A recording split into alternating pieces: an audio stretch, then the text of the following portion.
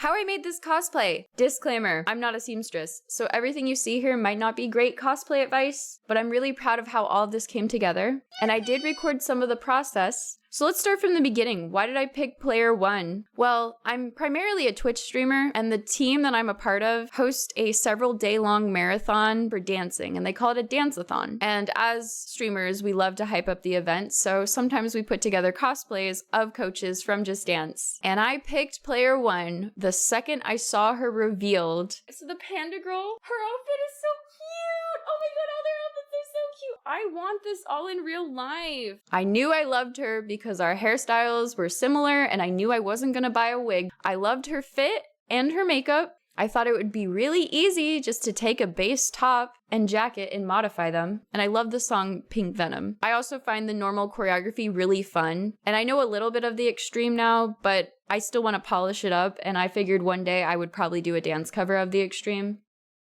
My main goal with this cosplay was to create something that I could wear again and pull out if I ever wanted to do something fun for stream. I didn't want it to fall apart after one wash. And the main two pieces that I knew I wanted to preserve the most were the black Bolero jacket and the blue top. I also thought it would be really cute to make the Bolero jacket, and I don't know, as long as I'm wearing a top that's kind of the same color as the pockets, I would low-key be cosplaying her. Let's start with the base pieces. Initially, I bought this light blue top 3 times. 1 in size extra small, and then 2 in size extra large. I was going to use the 2 extra larges for all of the accent pieces, such as the pockets that you see on the black Bolero. And I also bought an extra one because I figured I'd most likely mess up and I'd have to start all over again. I bought a basic black Bolero and then 2 dark blue skirts. My idea was I could take the skirts apart and use the shorts from the skirt as a neck hole / collar in the extra small light blue top. And then I thought I could take the actual skirt piece off of the skirt and sew that onto the belt. And then I'd already be 50% done with the costume.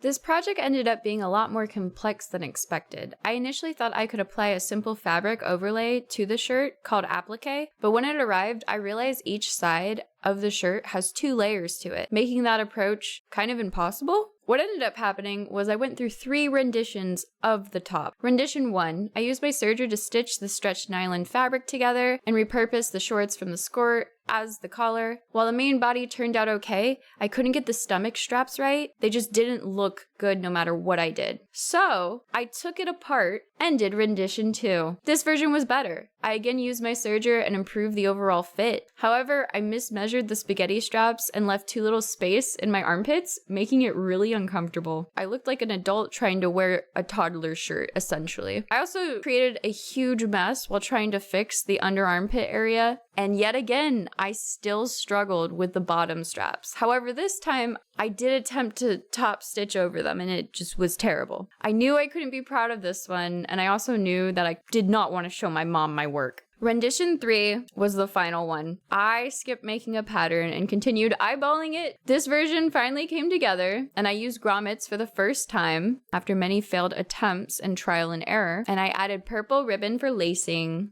I also swapped the spaghetti straps for a halter-style closure with a button at the top. And in doing that, I actually learned how to sew buttonholes and buttons on with my sewing machine. I'd never done that before. And you might notice in these clips that the stomach straps still haven't been made yet, and that's because I didn't want to mess up again, so I gave it to the expert, which is my mom, and she did the stomach straps for me, so I don't take any credit for them whatsoever. That was all her. The Bolero is the black jacket that player 1 wears while she dances, and you often see it slip on and off her shoulder. Because of that, I knew that I needed to attach buckles and secure some type of canvas belting around the back of my neck to keep it in place.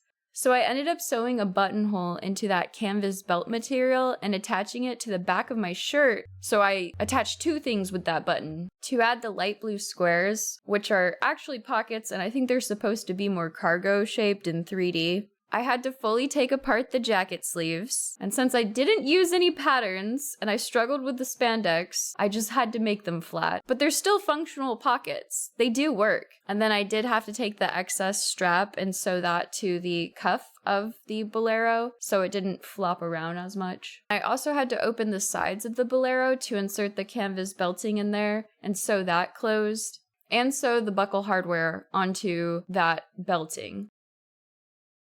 The belts were originally purchased from Amazon because it was more cost effective than making them from scratch, especially because I knew I'd have to buy another grommet maker in a bigger size so I could make bigger holes. However, when the belts arrived, it turned out they were way too thick. Much thicker than the canvas belting material I used when making the Bolero straps. Fortunately for me, my mom had a heavy-duty industrial machine that could handle sewing the belt. It uses something like a 16-gauge needle. It's very, very thick. In fact, when you use the machine, you have to put safety glasses on because it's that scary. So my mother sewed the new hardware onto the belts and also sewed the blue skirt on after I measured and taped the skirt. Another fun thing was because the belt was so thick, I couldn't pin it with normal pins. So we had to use tape, and then my mom just sewed over the tape, which is what you see right here. If you look at this little white strip, after she sewed it on, I ripped off the tape, but I couldn't get all of it apparently. Originally for the bottoms, I was going to wear my black yoga shorts underneath it all, but I realized I had some high-waisted black bikini bottoms, so I just put those on instead to be a bit more accurate.